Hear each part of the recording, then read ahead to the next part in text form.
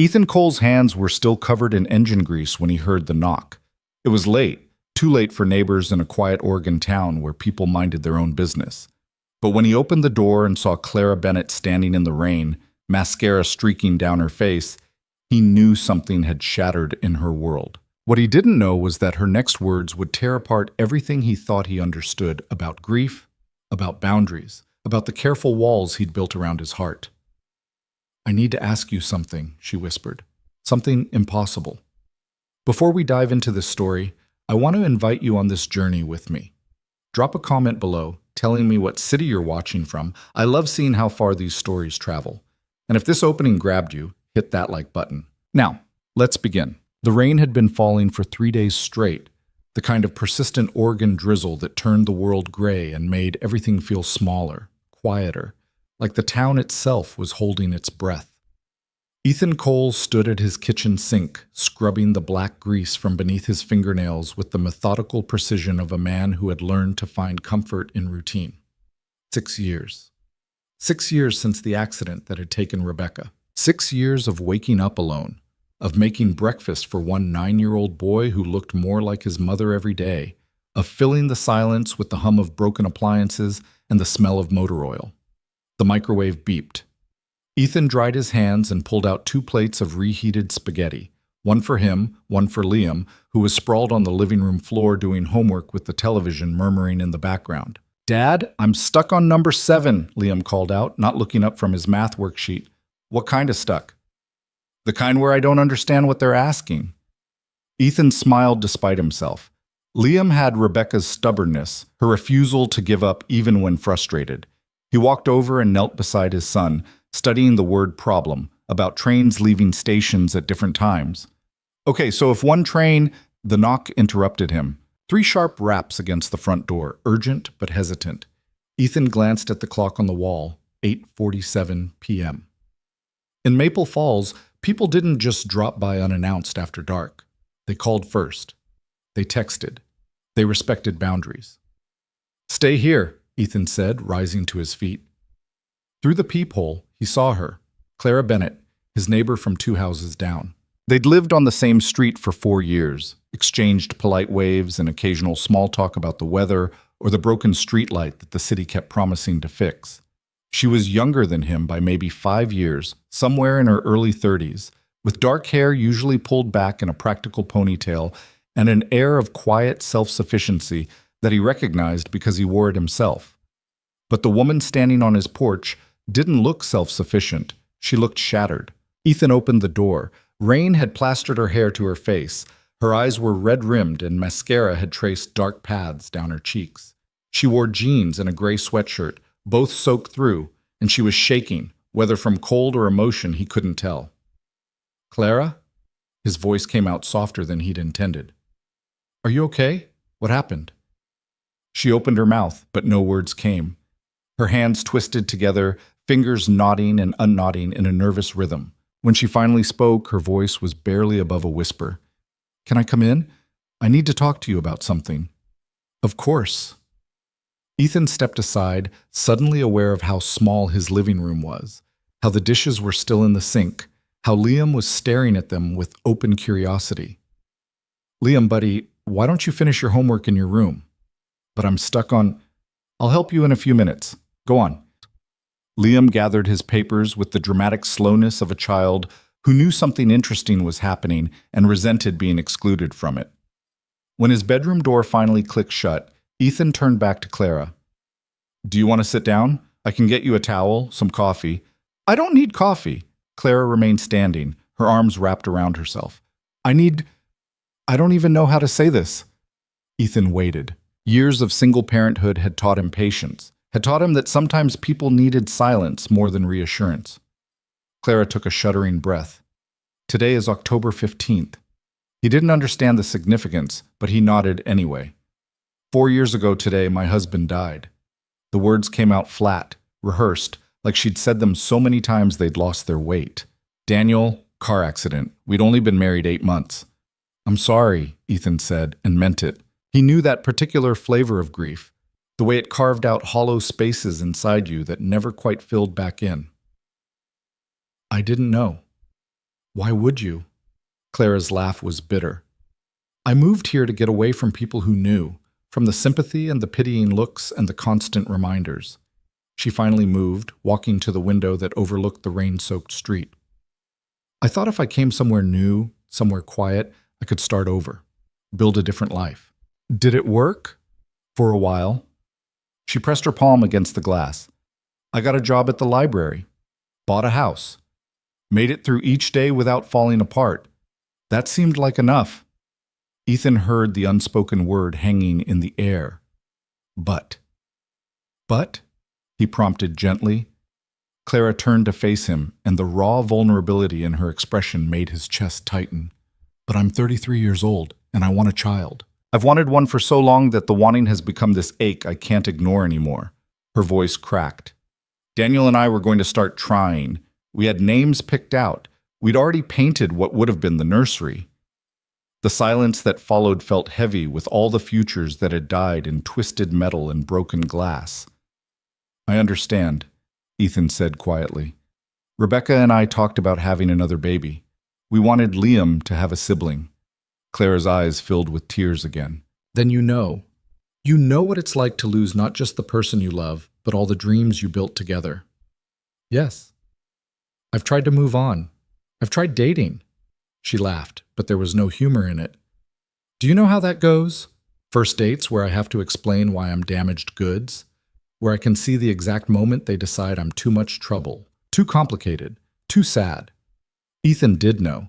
He'd been on 3 dates in 6 years, all of them disasters. The last woman had told him, kindly but firmly, that she didn't want to compete with a ghost.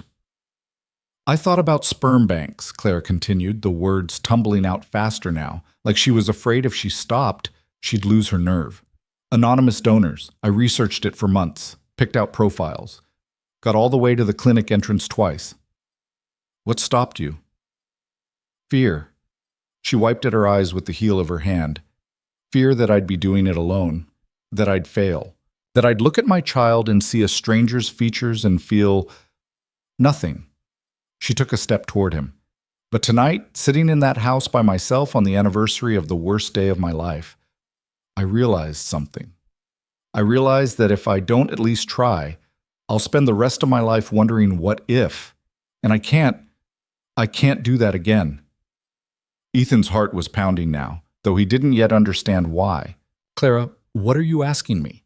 She met his gaze, and he saw the exact moment she made her decision, the moment she chose courage over safety. I'm asking you to help me have a baby. The words hung in the air between them, impossible and absurd and utterly sincere. Ethan's mind went blank. Then it raced. Then it stuttered to a halt again. You're asking me to... He couldn't even finish the sentence. I know how it sounds. Clara's words came faster, desperate. I know we barely know each other. I know it's crazy, but hear me out, please. Against his better judgment, Ethan nodded. You're a good man.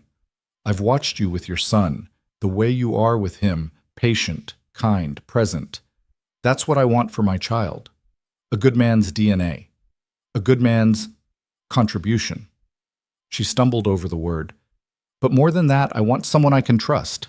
Someone who won't disappear or demand rights or complicate things. Someone who understands loss and knows how to keep living anyway. Clara Patsom. I'm not asking for a relationship, she said quickly.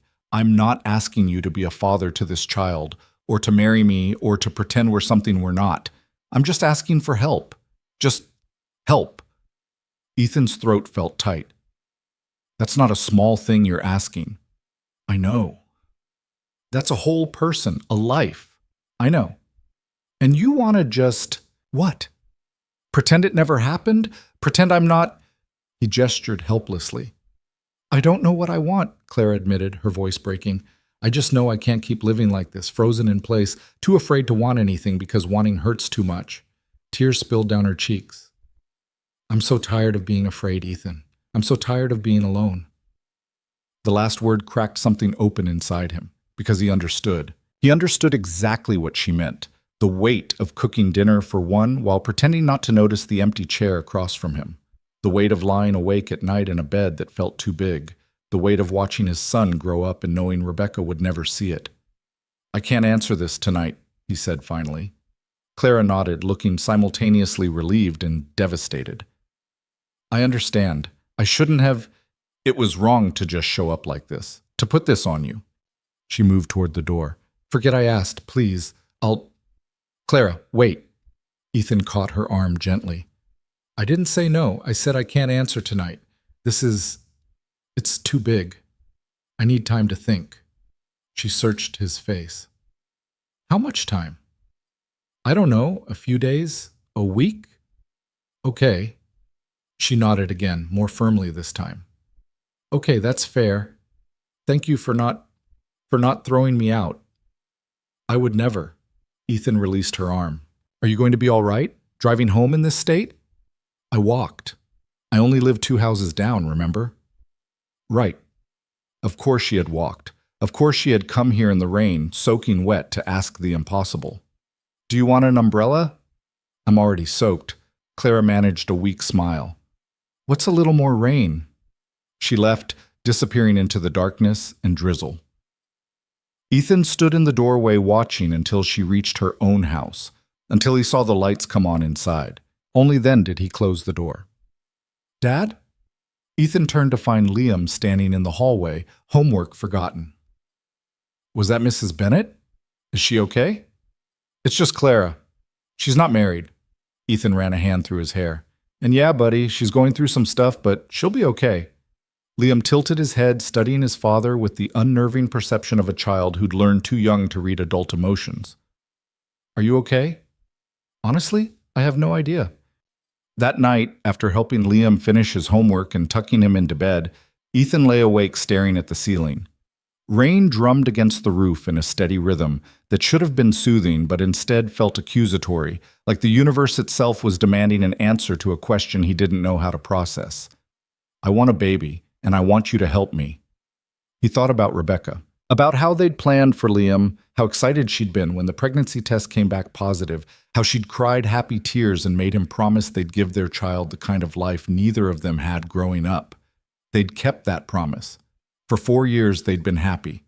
Ordinary, chaotic, exhausting happy. Then the drunk driver had crossed the center line on Highway 22, and happy had ended.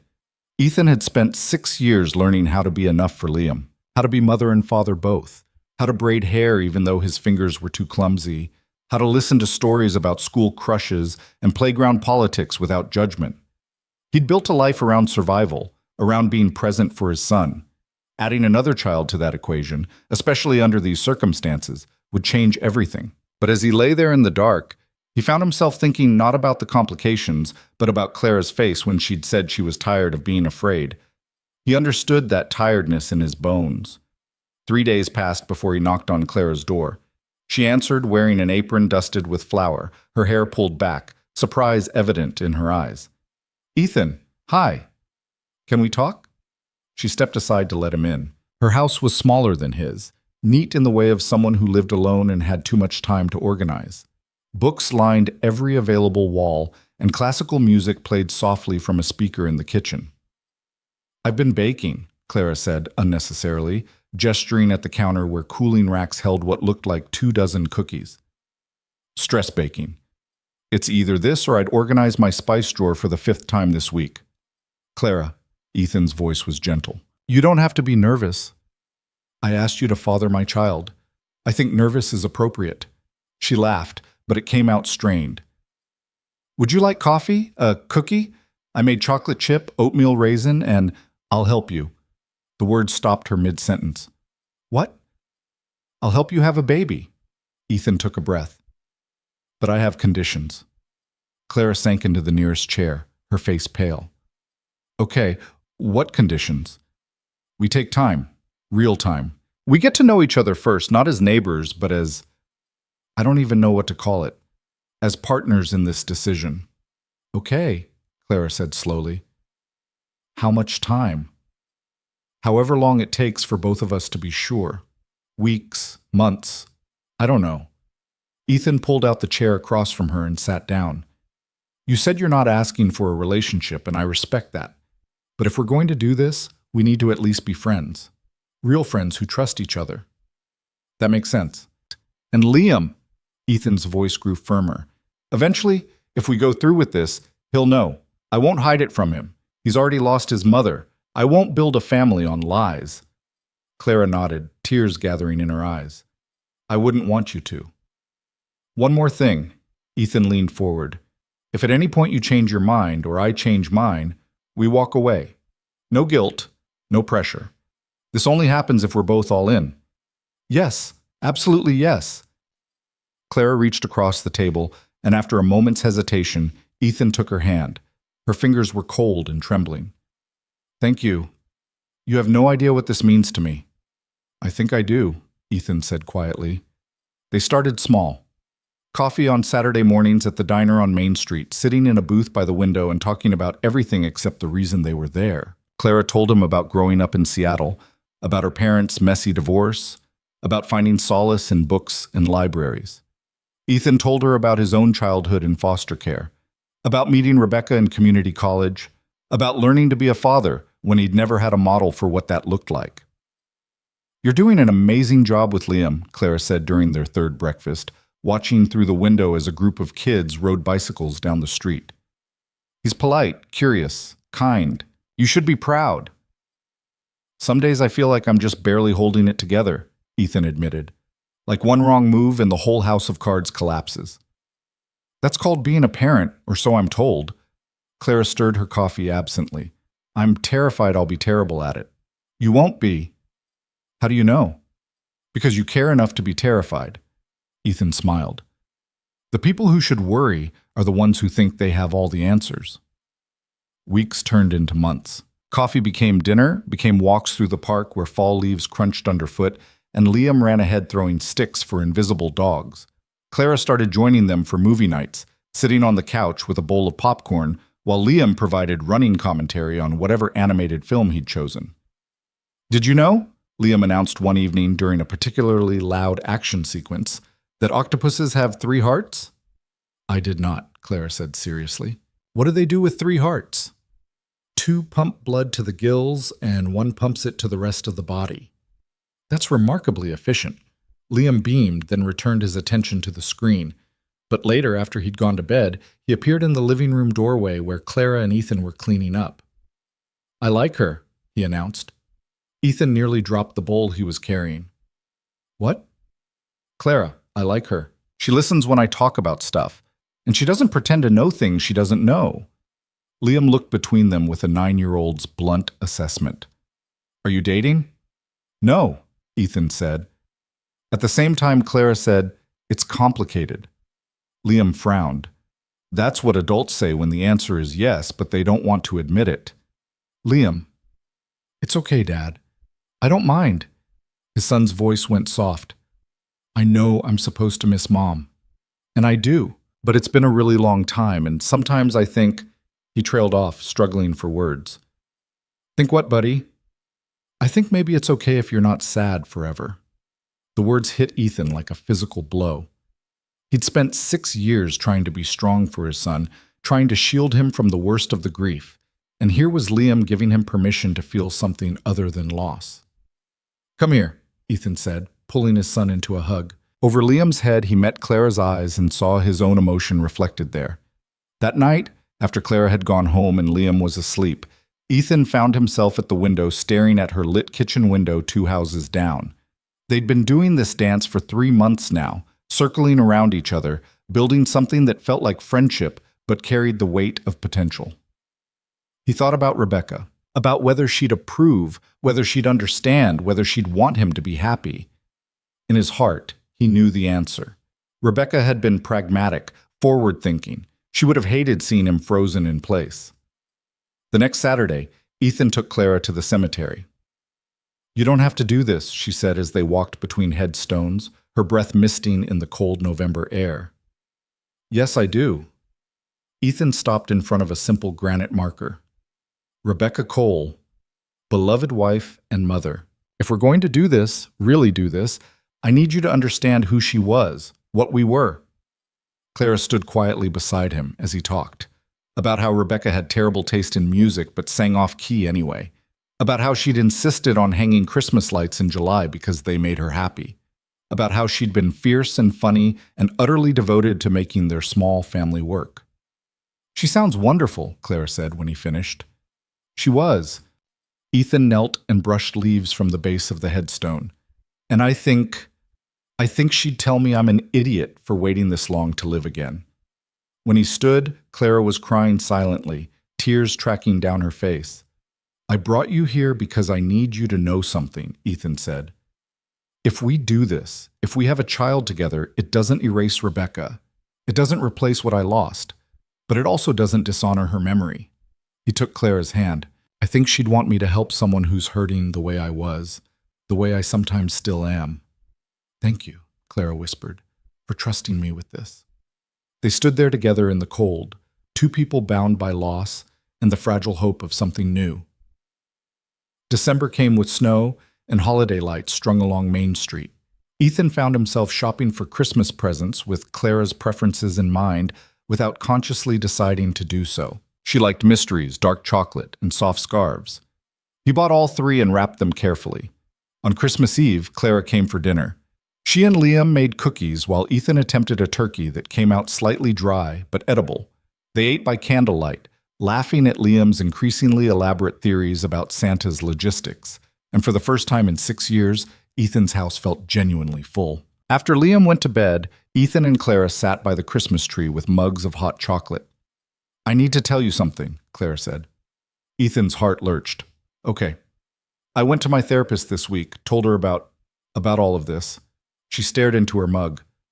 "She asked me if I was ready, if I'd really processed my grief, or if I was just trying to fill a hole." "What did you say?" "I said I didn't know, that maybe there's no such thing as being completely ready for something this big." Clara looked up at him. But then she asked me a different question. She asked if I was doing this for me or to me, if it was about healing or hiding. And I realized it's healing, not because having a baby will magically fix everything, but because choosing hope, choosing to build something new, that's what healing looks like for me. She set down her mug. "I'm ready, Ethan, whenever you are." Ethan thought about Liam's words. Maybe it's okay if you're not sad forever. He thought about Rebecca and what she would want for him. He thought about Clara's courage in knocking on his door that rainy October night. "I'm ready too," he said. They sat in comfortable silence, watching the colored lights blink on the tree, both of them aware that they'd just crossed an invisible line from which there was no going back. 2 weeks later, on a quiet Sunday afternoon with Liam at a friend's house, Ethan sat his son down for the most difficult conversation of his young fatherhood. "I need to talk to you about something important," he began. Liam looked up from his video game with immediate alertness. He'd learned early that important meant serious. "Am I in trouble?" "No, buddy. Nothing like that." Ethan took a breath. "You remember how you said you liked Clara?" "Yeah." "And you said it was okay if I wasn't sad forever." "Yeah."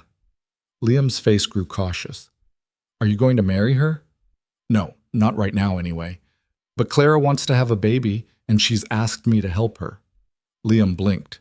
"Like, you'd be the dad?" "Biologically, yes. But Clara would raise the baby. It would be her child." His son processed this with the literal mindedness of a 9-year-old. "So I'd have a half-brother or half-sister?" "Technically. Would they live with us?" "No, they'd live with Clara." "But we'd see them." "I imagine so. We're neighbors." Ethan studied his son's face, trying to gauge his reaction. "How do you feel about that?" Liam was quiet for a long moment, his young face serious in a way that made Ethan's chest ache. Finally, he spoke. "Mom's been gone a long time." "Yes, she has. And Clara's nice. She makes you smile more." "She does." "Then I think—" Liam paused, choosing his words carefully. "I think if it makes you happy and it makes her happy, then maybe it's a good thing." He looked up at his father. Is it okay if I'm a little scared too?" Ethan pulled his son close. "It's more than okay. I'm scared too." "Really?" "Really. This is big and complicated, and I don't have all the answers." Liam leaned against him. "But you'll figure it out. You always do." The faith in his son's voice was humbling and terrifying in equal measure. That evening, Ethan called Clara. "We're ready," he said simply. "Liam knows, and he's okay with it. So whenever you want to start." There was a long pause on the other end of the line. Then Clara's voice, thick with tears. "Thank you. Thank you for giving me this chance." They started trying in January. The process was clinical, awkward, and nothing like either of them had imagined. They'd done research, read articles, consulted with doctors.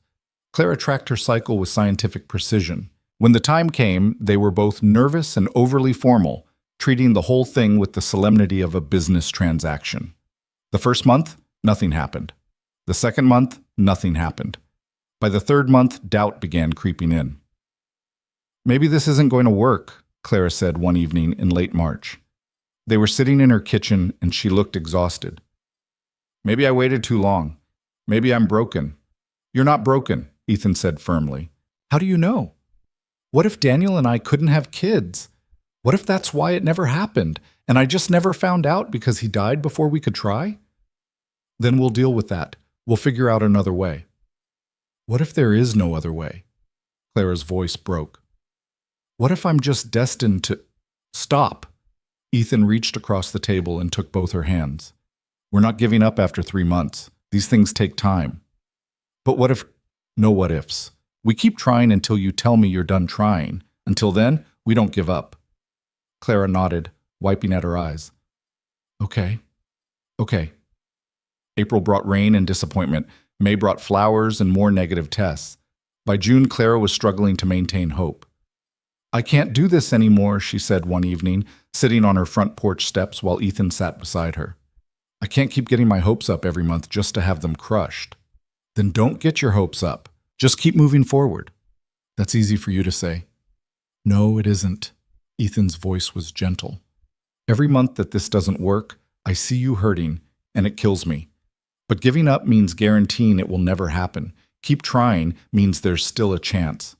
Clara leaned her head against his shoulder. "When did you become so wise?" "Single parenthood. It forces you to find answers even when you don't have them." They sat there in the fading light, two people bound by hope and the stubborn refusal to quit. July arrived with heat and humidity and another negative test. Clara cried in Ethan's arms, and he held her, thinking about Rebecca and how grief never truly ended, it just changed shape. But then August came. Ethan was at the garage, elbow deep in an engine, when his phone rang. Clara's name flashed on the screen. "Hey," he answered, wedging the phone between his shoulder and ear. "What's up?" "Can you come over?" Her voice sounded strange. "Like right now?" "I'm working, but I can probably—" "Ethan," she cut him off. "I need you to come over, please." 20 minutes later, he stood in her bathroom doorway, staring at 3 plastic sticks lined up on the counter. All of them showed 2 pink lines. "I took 3 different brands," Clara said from behind him, her voice shaking. "I needed to be sure." Ethan couldn't speak, couldn't process. 7 months of trying, 7 months of disappointment and doubt and keeping hope alive, and now— "Say something," Clara whispered. He turned to find her standing there with tears streaming down her face, her hands pressed to her stomach as if already protecting the tiny life beginning there. "We did it," he said, his own voice breaking. "Clara, we did it."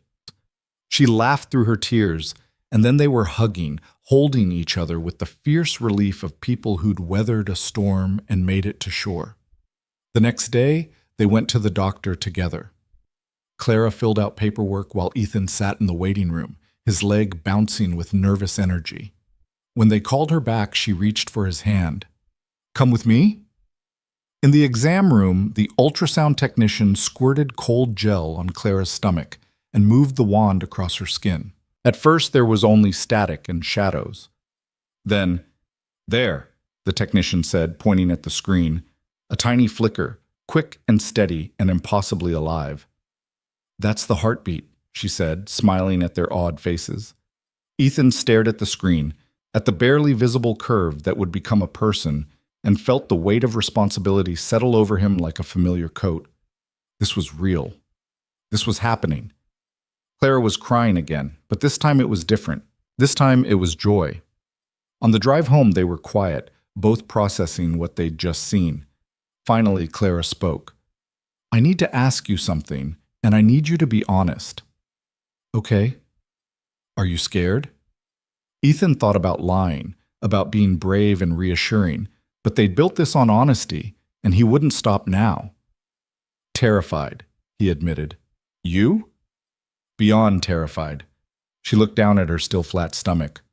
But also, happy. Happier than I've been in years. Yeah, Ethan said softly. Me too. That night he told Liam. His son's eyes went wide. Really? It worked? It worked. So I'm going to be a big brother? Looks like it. Liam was quiet for a moment, then broke into a huge grin. Cool. The simplicity of it made Ethan laugh. Just cool? Well, yeah, I mean, babies are kind of boring at first, right? They just sleep and cry and poop. But once they're older, I can teach them stuff. Like how to ride a bike and catch frogs and… He stopped. Wait, will Clara's baby call you Dad? The question landed like a stone in still water, ripples spreading outward. I don't know, Ethan said honestly. That's something Clara and I will have to figure out. But you're going to be around, right? Like, you're not just going to disappear. Nobody. I'm not going anywhere. Liam nodded, satisfied. Good, because I think Clara needs us. And maybe we kind of need her too. Out of the mouths of babes, Ethan thought. His 9-year-old had just articulated what he'd been circling around for months. Somewhere along the way, this had stopped being just about helping a neighbor and had become about building something together, something that looked suspiciously like a family. And that terrified him more than anything. The first trimester was harder than either of them had anticipated. Clara's morning sickness started at week 6 and didn't discriminate by time of day. Ethan would find her pale and exhausted at the library where she worked, sneaking saltine crackers between shelving books. She lost weight instead of gaining it, and the doctor's concern became his concern. You need to eat something, Ethan said one evening, standing in her kitchen with a container of bland chicken soup he'd made specifically for her sensitive stomach. I can't. Clara sat at the table with her head in her hands. Everything smells wrong. Everything tastes wrong. You have to try. The baby needs… I know what the baby needs. Her voice came out sharp, and she immediately looked apologetic. I'm sorry. I'm not angry at you. I'm just miserable. Ethan set the soup down and pulled out a chair beside her. What can I do? Invent a time machine so I can skip to the second trimester when this supposedly gets better? Fresh out of time machines. How about ginger tea instead? Clara managed a weak smile. You're too good to me. That's what friends do. The word felt inadequate even as he said it. They were friends, yes, but they were also something more complicated. Co-parents? Partners? Two people navigating uncharted territory without a map? As the weeks progressed, Ethan found himself at Clara's house more often than his own. He'd come over after work to check on her, to make sure she'd eaten, to sit with her through the worst of the nausea. Liam started coming too, doing his homework at her kitchen table while she dozed on the couch. Dad, Liam said one afternoon, looking up from his math worksheet, is Clara going to be okay? She's going to be fine. This is normal for pregnancy. Mom wasn't sick like this with me, was she? The question caught Ethan off guard. Liam rarely asked about Rebecca's pregnancy. No, buddy, your mom had it easier. Every pregnancy is different. Liam chewed on his pencil, thinking, Clara looks really tired. Growing a person is hard work. Yeah, but who's taking care of her when we're not here? It was a fair question, one that had been nagging at Ethan for weeks. Clara lived alone. She had friends at the library, neighbors who waved hello, but no close family nearby. Her parents were divorced and remarried to other people, scattered across the country in their own complicated lives. That night, after putting Liam to bed, Ethan walked the 2 houses down to Clara's and found her asleep on the couch with the television on mute. She was curled on her side, one hand resting protectively over her small bump, her face soft in sleep but shadowed with exhaustion. He should leave. Let her rest. But something made him stay. Ethan found a blanket and draped it over her, then settled into the armchair across from the couch. He'd just stay for a little while, make sure she was all right. Just a little while. He woke to sunlight streaming through the windows and Clara standing in the doorway with 2 mugs of tea. You stayed all night, she said softly. Ethan sat up, his neck protesting the awkward angle he'd slept in. I didn't mean to fall asleep. I just wanted to make sure. I know. Clara handed him one of the mugs and sat down on the couch. Thank you. How are you feeling? Better, actually. I woke up hungry for the first time in weeks. She smiled, made myself actual toast, ate the whole thing. That's progress. They sat in comfortable silence, drinking tea while morning light filled the room. It felt domestic, intimate in a way that had nothing to do with the clinical process that had brought them here. Ethan, Clara said eventually, can I ask you something? Of course. Why are you doing this? Really doing this, I mean. Not the surface reasons about helping a neighbor or understanding grief. The real reason. Ethan considered the question. He could give her the easy answer, the one he'd been telling himself for months. But Clara deserved more than easy. When Rebecca died, I thought my life was over. Not in the dramatic sense, but in the practical one. I was 25 with a 3-year-old, working 2 jobs, drowning in grief and responsibility. I couldn't see past the next day, let alone imagine a future. He paused, gathering his thoughts. But Liam needed me to keep going, so I did. I learned how to be enough for him. I learned how to build a life that worked. And somewhere along the way, I convinced myself that this was all I got. One chance at love, one chance at family. That chapter was closed. And now? Clara's voice was barely above a whisper. Now I'm realizing maybe I was wrong. Maybe there are second chances, even when you don't expect them. He met her eyes. You knocked on my door asking for help, but you gave me something too.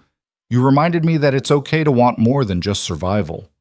Clara's eyes filled with tears. I didn't give you anything. You're the one doing all the work. That's not true. Ethan set down his mug. Every time you let me help, every time you trust me with this journey, you're giving me permission to be part of something new. To build something forward instead of just looking back. I don't know what I did to deserve you, Clara said, wiping at her eyes. You asked, that's all. You were brave enough to ask. The moment stretched between them, weighted with things unsaid. Then Clara's stomach growled audibly, breaking the tension. They both laughed. Come on, Ethan said, standing up. Let's get you some real breakfast. By week 12, Clara's energy started returning. The nausea didn't disappear completely, but it became manageable. She could work full days again, could keep food down, could think about the pregnancy with excitement instead of just endurance. The second ultrasound showed a baby that looked less like a blob and more like an actual tiny human. Clara stared at the screen with wonder. Look at the fingers, she breathed. They're so small. Everything's developing perfectly, the technician said, moving the wand to get different angles. Would you like to know the sex? Clara looked at Ethan. They'd discussed this. Not yet. We want to wait. On the drive home, Clara was quieter than usual. What are you thinking about? Ethan asked. Names, she admitted. I've been making lists, but nothing feels right yet. You have time. I know, it's just, when Daniel and I talked about names, we had them picked out immediately. Emma for a girl, James for a boy. But now those names are tied to him, to that whole life that didn't happen, and using them feels wrong. So you'll find new ones. What if I can't? What if every name reminds me of what I lost? Ethan pulled the car over to the side of the road and turned to face her. Clara, listen to me. This baby isn't replacing Daniel or the life you planned with him. This is something completely different, something new. I know that logically, but no buts. You're allowed to grieve what you lost and still be excited about what's coming. Those things can coexist. Clara nodded, but her expression remained troubled. Sometimes I feel guilty for being happy about this, like I'm betraying Daniel's memory. Do you think he'd want you to be miserable forever? No, he'd tell me I was being ridiculous and to stop overthinking everything. A small smile touched her lips. He was good at that, at pulling me out of my own head. Then maybe honor his memory by doing what he'd want. Be happy, be excited. Let yourself have this. Clara reached over and squeezed his hand. How did you get so wise? Trial and error. Lots of error. That evening, Ethan found Liam in his room, surrounded by library books about pregnancy and babies. What you reading, buddy? Liam held up a book with a cartoon stork on the cover. I'm trying to learn about babies. so I can help Clara when it comes. Ethan sat down on the edge of the bed, his heart swelling. That's really thoughtful of you. The books say babies cry a lot, and they need to eat every few hours, even at night. Liam looked concerned. Clara's going to be really tired. She will be. So maybe we should help her. Like, be there at night when the baby cries? Liam, Clara lives in her own house. We can't just... Why not? His son's logic was beautifully simple. We're right here. And you said we're kind of like a family now, right? Families help each other. Ethan didn't have a good answer for that. The conversation stayed with him over the following weeks as Clara's pregnancy became more visible. By week 16, she had a definite bump that she couldn't hide under loose shirts. People at the library started asking questions, and Clara had to navigate the complicated explanation of her situation. I just tell them I'm doing it on my own, she said one afternoon, sitting on her back porch while Ethan fixed the loose railing he'd been meaning to get to for weeks. Which is technically true. Is it? Ethan tightened a bolt. True, I mean? Clara was quiet for a moment. I don't know anymore. In the beginning, that's what I wanted, independence, full control. But now, she trailed off. Now what? Now I'm starting to realize how hard it's going to be alone, not just the practical stuff, though that's terrifying enough, but the emotional side. Having no one to share the little moments with, no one to panic to at 3 a.m. when something seems wrong. Ethan set down his wrench and sat beside her on the porch steps. You're not alone, Clara. You have me. But for how long? What happens when the baby comes and reality hits? What happens when you realize you've signed up for way more than you bargained for? Then I'll deal with it. We'll deal with it. You say that now. I say that because I mean it. Ethan's voice was firm. I'm not going anywhere. Not when things get hard. Not when the baby comes. Not ever. You're stuck with me. Clara leaned her head against his shoulder. Promise? Promise. They sat there as afternoon faded into evening, watching the sky turn pink and gold. It was peaceful, comfortable, and something else Ethan couldn't quite name. Something that felt dangerously close to belonging. The following month brought Halloween and Clara's announcement that she could finally feel the baby moving. It's like butterflies, she told Ethan, her hand pressed to her stomach. Or little bubbles popping. The book says it's called quickening.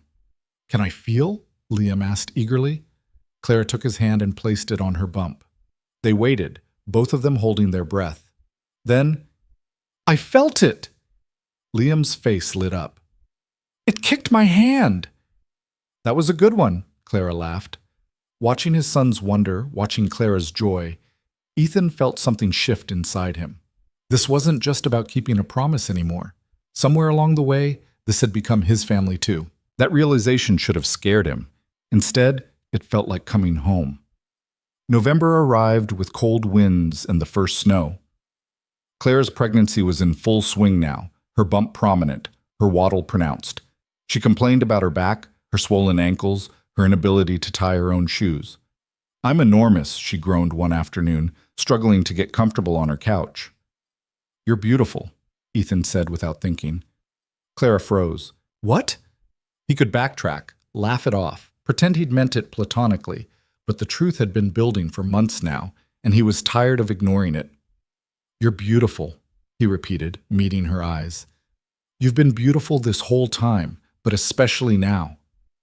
Ethan, I look like I swallowed a beach ball. You look like you're growing a person, which you are, and it's beautiful. Clara's eyes filled with tears. The pregnancy hormones made her cry at everything these days, but these felt different. We weren't supposed to do this, she said softly. Do what? This. Feel things. We had an agreement. Keep it simple. Keep it separate. I know. So why does it feel like everything is changing? Ethan moved to sit beside her on the couch. Because maybe it was always going to change. Maybe we were naive to think we could create a life together and not have it affect us. I'm scared, Clara admitted. I'm scared of wanting more and losing it again. I can't survive that twice. Then don't think of it as wanting more. Think of it as letting what's already here become what it's meant to be. And what's it meant to be? I don't know yet, but I know I want to find out. Clara was quiet for a long moment, her hand resting on her bump where the baby was doing what felt like gymnastics. Finally, she spoke. "I've been in love with you since July," she said, her voice barely audible. "Since the day you held my hair back while I threw up in the library bathroom and then went and bought me ginger ale and crackers without me asking. I tried to ignore it, tried to convince myself it was just gratitude or hormones or proximity. But it's not." Ethan's heart was pounding. "Clara, you don't have to say anything. I just needed you to know. Because I can't keep pretending this is just some arrangement anymore. Not when you're here every day. Not when Liam is picking out baby clothes with me. Not when this feels more like a family than anything I had with Daniel." The admission hung in the air between them. "I'm terrified too," Ethan said finally. "Terrified of screwing this up, of moving too fast, of not being enough. But I'm more terrified of losing you because I was too scared to be honest." "Honest about what?" "About the fact that I love you too." Clara sucked in a breath. "Really? Really? I don't know when it happened. Maybe it was gradual, or maybe it was all at once. But somewhere between coffee dates and ultrasound appointments and watching you be brave enough to build the life you want, I fell in love with you." They stared at each other, the weight of the confession settling over them like snow. Then Clara started crying in earnest, and Ethan panicked. "I'm sorry, I shouldn't have said anything. No, you idiot!" Clara was laughing through her tears. "These are happy tears. I'm happy." "Oh, good. That's good." She reached for him, and he met her halfway, wrapping his arms around her as best he could with the bump between them. They stayed like that for a long time, holding each other while the baby kicked and the world outside grew dark.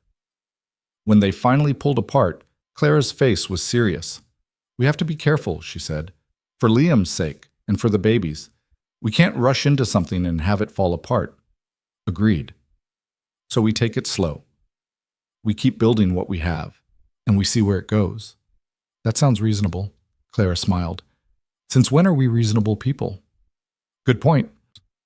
They talked late into the night about fears and hopes and all the practical complications of merging their lives. About what it would mean for Liam, for the baby, for the carefully constructed boundaries they'd set and were now dismantling. "I want you there," Clara said at one point. "When the baby comes, in the delivery room, is that weird?" "Nothing about this situation is normal," Ethan said. "But no, it's not weird. I want to be there. And after, I know we said I'd raise her alone, but we were lying to ourselves, both of us." Ethan took her hand. "This baby is going to have all of us, you, me, and Liam. However that looks, we'll figure it out together." Clara squeezed his hand. "Together. I like the sound of that." Over the next few weeks, they told Liam about the change in their relationship. He took it with the rolling adaptability of a child who'd already accepted so much change in his young life. "So you're dating now?" he asked. "Something like that," Ethan said. "Does that mean Clara might move in with us, or we move in with her?" "We haven't figured that out yet." "Okay, can I go back to my game now?" The ease of his acceptance was both relieving and humbling. December brought holiday preparations and the revelation that Clara was having a girl. The technician had confirmed it at the anatomy scan, and Clara had cried happy tears at the news. "A daughter," she kept saying, wonder in her voice. "I'm going to have a daughter." They spent Christmas Eve assembling a crib in Clara's spare bedroom, which she'd slowly been transforming into a nursery. Liam helped, reading instructions with intense concentration, while Ethan struggled with Allen wrenches and incomprehensible diagrams. "This piece doesn't fit," Liam announced. "Yes, it does. You're just holding it upside down." "No, you're looking at it upside down." Clara watched them bicker from her rocking chair, one hand on her bump, a soft smile on her face. "What?" Ethan asked, noticing her expression. "Nothing, just this. All of this." She gestured around the room. 6 months ago, I thought I'd be doing this alone. Setting up a nursery by myself, assembling furniture by myself, preparing for a future that felt more scary than exciting. "And now?" Ethan prompted. "Now I'm watching this man I love argue with his son about crib assembly while our daughter kicks my ribs. It's chaotic and messy and nothing like I planned. Is that good or bad?" "It's perfect," Clara said simply. Later that night, after Liam had fallen asleep on Clara's couch mid-movie, and they'd carefully transferred him to the guest bed, Ethan and Clara stood in the completed nursery. "We need to talk about names," Clara said. "I thought you were stuck on that." "I was, but then I realized I was making it too complicated. Looking for some perfect name with deep meaning when really—" She turned to face him. "Really? I just want something that feels right, something new. Do you have any ideas?" "Actually, yes. Emma." Ethan went still. "I thought that was the name you and Daniel picked." "It was, but the more I thought about it, the more I realized it wasn't about him. Emma was my grandmother's name. She raised me after my parents' divorce. She taught me that family isn't always about blood. It's about who shows up." "Clara, you showed up, Ethan. When I asked the impossible, you showed up. And you keep showing up every single day." Clara placed her hand on her bump. "I want to name her Emma, not after a life that didn't happen, but after the lesson that you don't have to be related to someone to love them completely." Ethan felt his throat tighten. "Emma Cole or Emma Bennett?" "I don't know yet. Maybe both. We don't have to decide right now." They stood in the soft glow of the nightlight, surrounded by tiny clothes and stuffed animals, and all the preparations for a life about to begin. "I keep thinking about what happens when she's born," Clara said quietly. "About all the late nights and exhaustion and crying. About how hard it's going to be." "It will be hard," Ethan agreed. "But you'll be there?" "I'll be there. For the 3 a.m. feedings and the diaper disasters and the complete chaos." He pulled her close, or as close as the bump allowed. "For all of it." Clara tilted her face up to kiss him, soft and sweet and full of promise. "I love you," she whispered against his lips. "I love you too." In the room down the hall, Liam slept peacefully, secure in the knowledge that his small family was growing. And in the nursery, 2 people who'd survived loss and loneliness stood together in the quiet dark, preparing for the beautiful uncertainty of what came next. The holidays passed in a blur of preparation and anticipation. January arrived with brutal cold in Clara's 3rd trimester. She was uncomfortable now, her sleep interrupted by constant bathroom trips and the baby's increasingly active movements. "She's tap dancing on my bladder," Clara complained one morning, looking exhausted. Ethan had taken to spending most nights at her house, sleeping on the couch so he could help her when she needed it. Liam had started calling it their second home, which felt more accurate every day. "Have you thought more about after?" Ethan asked one afternoon while they folded tiny onesies. "After what?" "After Emma's born. About living arrangements." Clara was quiet, smoothing out a yellow sleeper with ducks on it. "I've been thinking about it constantly. The logical thing would be for me to stay here, raise her in this house. Keep things separate.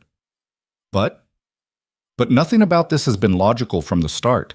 And the thought of being here alone with a newborn while you're 2 houses away feels wrong. Like we're pretending we're not a family when we clearly are. So what do you want?" "Honestly, I want us all under one roof. You, me, Liam, and Emma.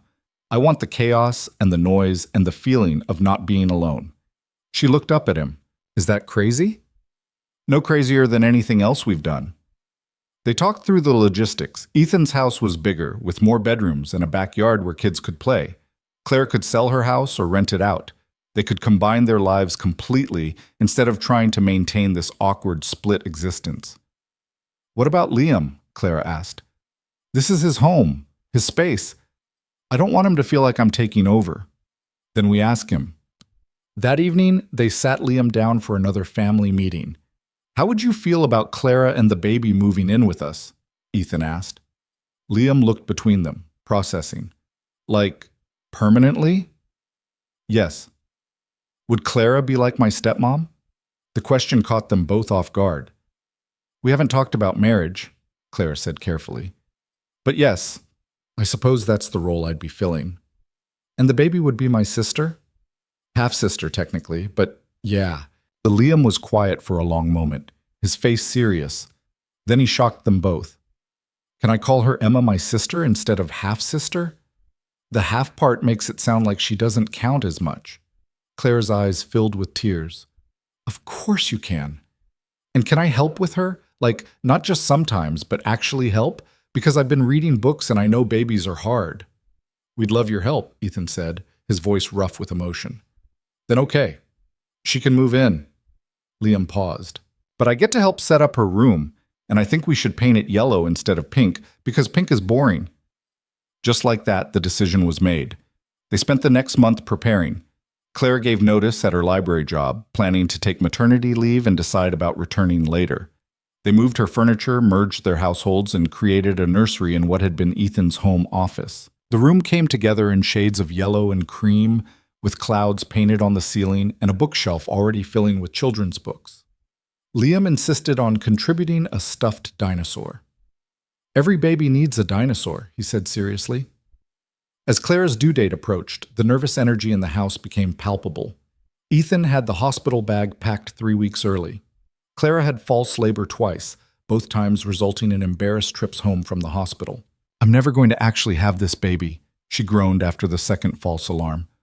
"I'm just going to be pregnant forever." "Emma will come when she's ready," Ethan said, rubbing her aching back. "Well, I'm ready now." But Emma had her own timeline. Clara made it past her due date, then a week passed, then 2. The doctor scheduled an induction, and Clara was equal parts relieved and terrified. The night before the induction, they lay in bed together, Clara unable to get comfortable no matter how many pillows Ethan arranged. "I'm scared," she admitted. "Of the delivery? Of everything. Of childbirth, of being a mom, of screwing up this tiny person who's counting on me." She turned to face him. "What if I'm not good enough?" "Then you'll figure it out, just like every other parent in the history of the world. You make it sound simple. It's not simple. It's terrifying and exhausting, and you'll definitely screw up sometimes, but you'll also be amazing."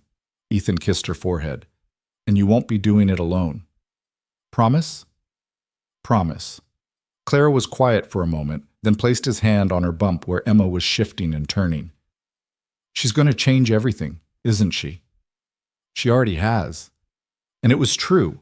The woman who'd knocked on his door 7 months ago asking the impossible had already changed everything, had taken his carefully controlled life and blown it wide open, had reminded him that love was worth the risk, that family could be built as well as born. Tomorrow, Emma would arrive and change everything again. But tonight, they lay together in the dark, 3 people about to become 4, ready or not for whatever came next. The contraction started at 4 in the morning, 3 hours before they were supposed to be at the hospital for the induction. Ethan woke to Clara gripping his arm, her breathing shallow and controlled in the way the prenatal classes had taught them. "How far apart?" he asked, instantly alert. 5 minutes. They've been going for about an hour." "An hour? Why didn't you wake me?" "I wanted to be sure." Clara winced as another contraction rolled through her. "I'm sure now." Ethan was out of bed immediately, pulling on clothes and mentally running through the checklist they'd rehearsed a dozen times. Hospital bag, phone charger, insurance cards, snacks. He moved through the house in the pre-dawn darkness, gathering everything while trying to keep his hands from shaking. This was happening. This was really happening.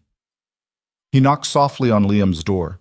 His son was already awake, sitting up in bed with wide eyes. "Is it time?" Liam asked. "It's time. Mrs. Patterson is going to come stay with you, okay? She should be here in 20 minutes. Can I come to the hospital later?" "We'll see how things go. I'll call you as soon as there's news." Liam scrambled out of bed and hugged his father tightly. "Tell Clara she's going to do great." "I will, buddy." By the time Ethan got back to the bedroom, Clara was standing by the window, one hand braced against the wall, breathing through another contraction. The sky outside was just beginning to lighten, painting everything in shades of gray and lavender. "They're getting stronger," she said when she could speak again. "That's good. That means Emma's ready. Or that my body is trying to kill me. Could go either way." Despite everything, Ethan smiled. Even in labor, Clara's dark humor remained intact. The drive to the hospital was surreal. The streets of Maple Falls were empty, the shops dark, the whole town still sleeping while they rushed toward the moment that would change everything. Clara gripped the handle above the passenger door, breathing through contractions that were now coming every 3 minutes. "We're almost there," Ethan said, taking her free hand. I know. Clara squeezed his fingers hard enough to hurt. "I'm scared." "I know, but you can do this. What if something goes wrong? What if..." Then the doctors will handle it. That's why we're going to the hospital. They pulled into the emergency entrance just as another contraction hit. A nurse appeared with a wheelchair, taking in Clara's obvious distress with professional calm. "How far apart are the contractions?" she asked, helping Clara into the chair. 3 minutes, Clara gasped. "And how far along are you?" 40 weeks and 3 days. Let's get you upstairs." The labor and delivery ward was quiet at this early hour, just a few nurses moving between rooms. They were taken to a birthing suite, and Clara changed into a hospital gown while Ethan tried to remember everything they'd learned in the classes. Support her breathing, keep her hydrated, be her advocate if decisions needed to be made. A doctor came in to check Clara's progress, her movements efficient and practiced. "You're at 6 centimeters, she announced, moving right along. 6? Clara looked panicked. Already? Your body knows what it's doing. First babies can take a while, but you're doing great.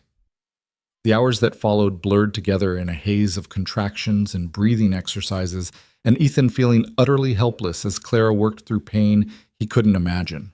She gripped his hand until his fingers went numb, breathed through contractions that seemed to come with barely any break between them, and refused the epidural twice before finally accepting it at 8 centimeters. "I wanted to do it naturally," she said, tears streaming down her face. "You've been doing it naturally for hours. There's no shame in getting help." "Easy for you to say. You're not the one failing. You're not failing. You're bringing our daughter into the world. That's the opposite of failing." The epidural brought relief, and Clara was finally able to rest between contractions. Ethan sat beside her bed, holding her hand and watching the monitor track Emma's heartbeat in steady, reassuring peaks. "Thank you," Clara said softly. "For what?" "For being here. For not running away when things got hard. Where else would I be? Most men would have bolted months ago. This whole situation is insane." "Maybe, but it's our insane." Ethan brushed a strand of hair from her face. "And I wouldn't change it." Clara's eyes filled with fresh tears, though whether from emotion or hormones, he couldn't tell. "I love you. I love you too." At noon, the doctor checked Clara again and announced it was time to push. The calm atmosphere in the room shifted immediately, nurses appearing with equipment and positioning lights and transforming the space into something clinical and focused. "Ready?" the doctor asked Clara. "No, but let's do it anyway." What followed was the most intense hour of Ethan's life. Clara pushed with a strength he didn't know she possessed, her face red with effort, her hand crushing his as she bore down again and again. He whispered encouragement, wiped her forehead, and felt utterly inadequate to the magnitude of what she was doing. "I can't," Clara gasped after the 10th push. "I can't do this anymore." "Yes, you can. You're so close." "I can't, Ethan. I can't." "One more push. Just one more." "I see the head," the doctor said. "Clara, give me one big push. Come on." Clara gathered herself, took a deep breath, and pushed with everything she had left. The room filled with the sound of a baby crying, high and indignant and absolutely perfect. "It's a girl," the doctor announced, though they already knew. They placed Emma on Clara's chest, and time seemed to stop. She was tiny and red and covered in vernix, her eyes scrunched shut against the bright lights, her fists waving as she cried. Clara cradled her against her skin, tears streaming down her face. "Hi, Emma," she whispered. "Hi, baby girl. I'm your mama." Ethan couldn't breathe, couldn't think, could only stare at the impossibly small person who had just entered the world and changed everything in an instant. "Do you want to cut the cord?" the doctor asked him. He did, his hands shaking as he made the cut that separated Emma from the only world she'd ever known. Then the nurses took her to clean her up and check her vitals, and Clara reached for Ethan's hand. "We did it," she said, exhausted and radiant. "You did it. That was all you." "No, we did it together." When they brought Emma back, swaddled in a pink and white striped blanket with a tiny hat on her head, the nurse placed her in Ethan's arms. He'd held newborns before. He'd held Liam when he was this small. But somehow this felt different. This was the baby he'd helped create, the life that had started with an impossible request on a rainy October night. Emma opened her eyes, dark blue and unfocused, and looked up at him. In that moment, every doubt, every fear, every complication of their situation melted away. This was his daughter. Not in the legal sense, not in the traditional sense, but in every way that mattered. "Hi, Emma," he said softly. "I'm—" He paused, unsure what to call himself. "You're her daddy," Clara said firmly. "Tell her you're her daddy." "I'm your daddy," Ethan finished, his voice breaking. "And I'm so happy you're here." They spent the next hour in a quiet bubble, just the three of them, learning Emma's face and counting her tiny fingers and marveling at the miracle of her existence. Then Ethan called Liam. "She's here," he said when his son answered. "Emma's here and she's perfect. Can I come see her? Mrs. Patterson is going to bring you to the hospital in about an hour. Is that okay? That's forever from now." "I know, buddy, but we'll be waiting." When Liam arrived, he was clutching the stuffed dinosaur he'd placed in Emma's nursery and trying very hard to act calm despite the excitement radiating from every pore. "Can I hold her?" he asked immediately. "Wash your hands first," Clara said, but she was smiling. Ethan helped Liam settle into the chair and carefully placed Emma in his arms, making sure he supported her head properly. Liam stared down at his baby sister with an expression of pure wonder. "She's so small," he breathed. "Her whole hand is smaller than my thumb." "You were this small once," Ethan said. "Really?" "Really, though you had more hair." Emma yawned, a tiny jaw-cracking movement that made Liam giggle. "She yawned! Did you see that?" "We saw," Clara said, and Ethan heard the emotion in her voice. This was her family.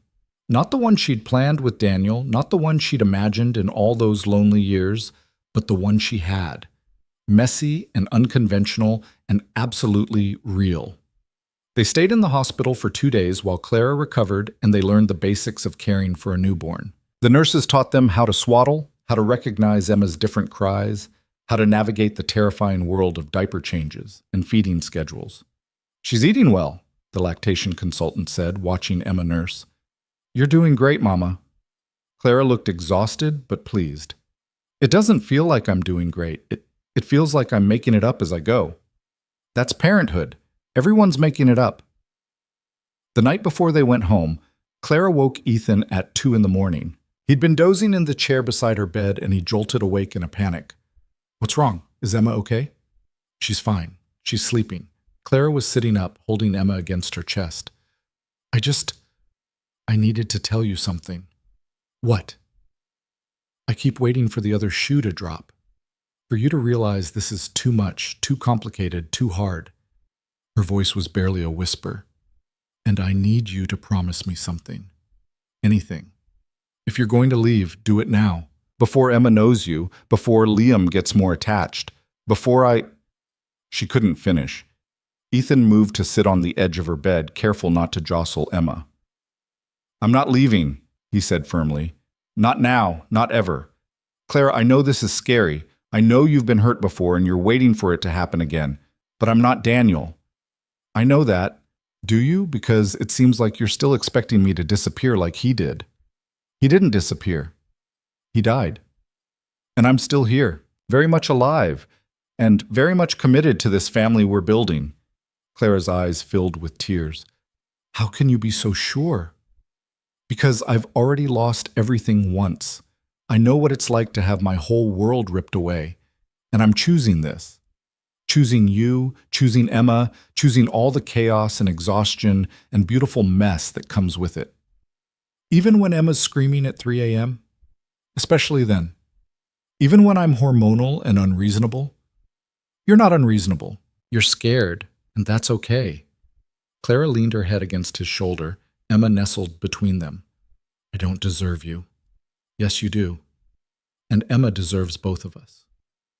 They sat like that in the dim hospital room. The only sound Emma's soft breathing and the beep of monitors in the hallway. Outside, the world was dark and sleeping. Inside, a family was being born. Bringing Emma home was both wonderful and terrifying. Ethan carried her car seat like it contained the crown jewels, taking corners slowly and stopping at every yellow light. Clara sat in the back seat beside Emma, watching her sleep with an intensity that suggested she might never look away. Liam had helped Mrs. Patterson decorate the house with a banner that read, "Welcome Home, Emma," in slightly crooked letters. He met them at the door, bouncing with excitement. "Can I hold her again?" "Let's get her inside first," Ethan said. They gathered in the living room, and Ethan carefully lifted Emma from her car seat. She was awake now, her dark eyes open and alert, taking in the new environment. "This is your home," Clara told her softly. "This is where you're going to grow up." The first night home was brutal. Emma woke every 2 hours, crying with the intensity that seemed impossible from such a small body. Clara fed her while Ethan changed diapers and made sure Clara stayed hydrated and tried not to panic at how completely their lives had changed. By 4 a.m., they were both zombies. "I don't remember Liam being this difficult," Ethan said, walking Emma in circles around the living room while she fussed. "All babies are different. The book said so." The book lied. The book said babies sleep. The book said babies sleep eventually. It didn't specify when. Despite the exhaustion, they laughed. What else could they do? The days that followed blurred together in a haze of feeding and changing and brief moments of sleep stolen whenever Emma allowed it. Liam helped where he could, entertaining Emma with funny faces and gentle songs when she was awake. Clara's mother flew in for a week, clucking over her granddaughter and cooking meals that actually got eaten. "You're doing wonderfully," she told Clara one afternoon, watching her daughter nurse Emma. "I know it doesn't feel like it, but you are." "I feel like I'm drowning." "That's normal. The first few weeks are survival mode. You just have to get through them." "When does it get easier?" "Oh, honey, it doesn't get easier. It just gets different." But slowly, incrementally, they found their rhythm. Emma started sleeping for longer stretches at night. Clara's body healed from the delivery. They learned to read Emma's cues, to distinguish between her hungry cry and her tired cry and her "I just want to be held" cry. One morning, 6 weeks after Emma's birth, Ethan woke to sunlight streaming through the window and the house completely quiet. He sat up in a panic, convinced something was wrong, only to find Clara already awake beside him. "She slept for 5 hours straight," Clara whispered, as if speaking too loudly might break the spell. 5 hours? 5 whole hours. I actually feel almost human. They lay there in the quiet, savoring the peace, until Emma's cry came through the baby monitor. But even that felt less overwhelming somehow. They'd survived the worst of it. They'd made it through. As winter melted into spring, Emma began to change from a helpless newborn into a person with preferences and personality. She smiled at 8 weeks, a gummy grin that made all the sleepless nights worth it. She cooed and babbled, tracking movement with her eyes and reaching for the mobile above her crib.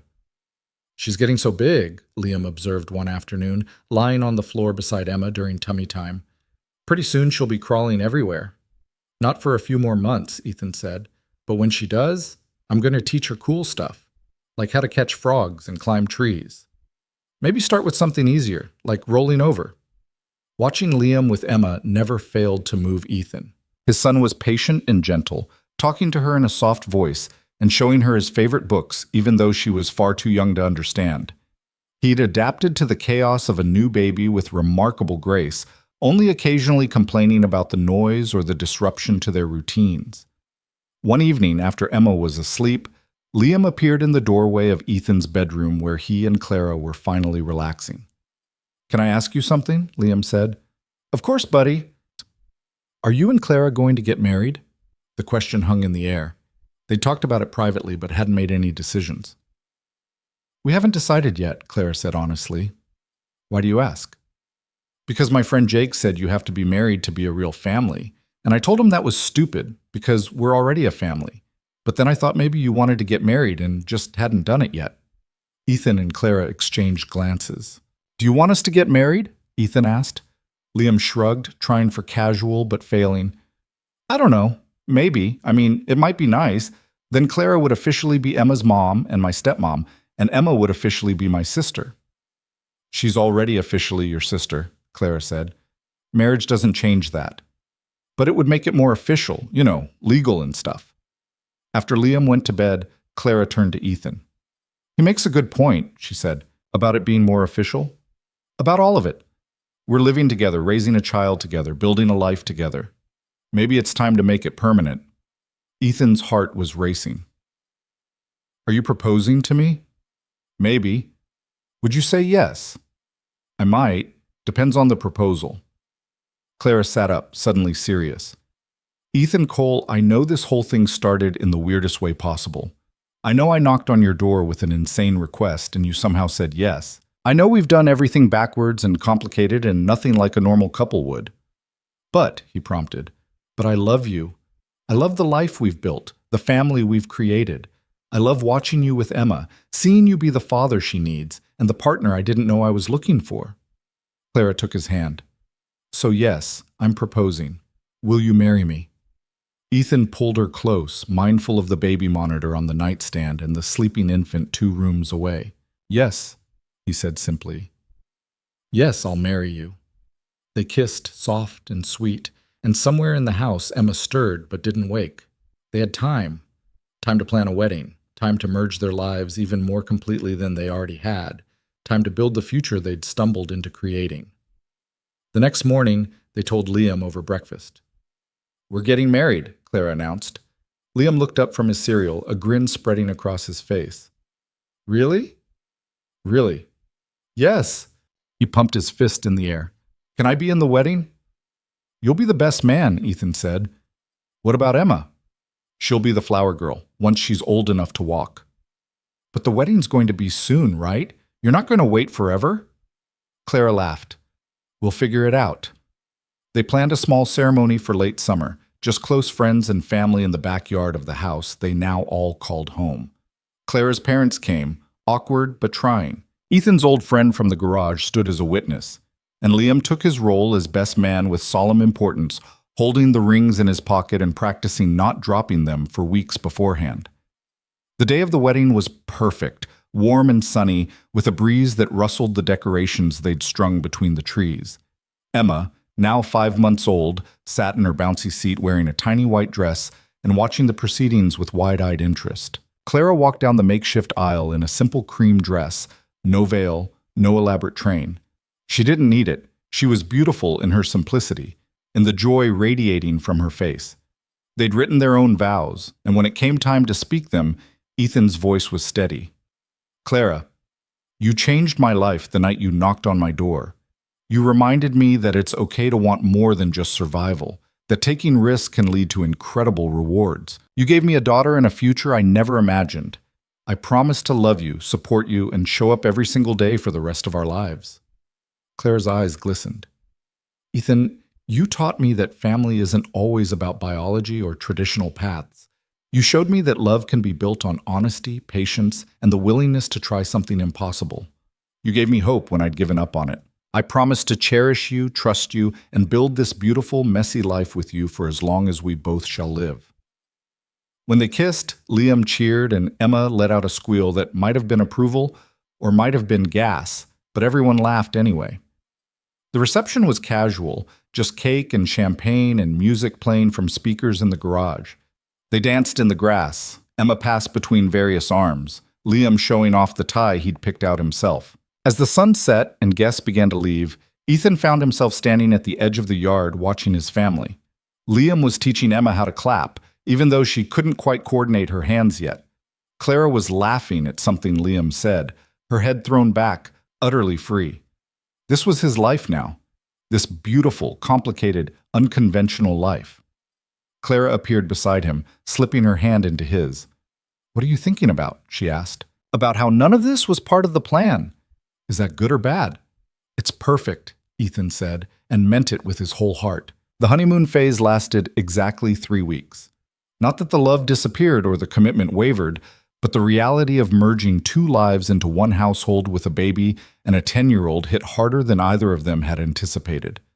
Small things became friction points. Clara reorganized the kitchen cabinets, and Ethan couldn't find anything for a week.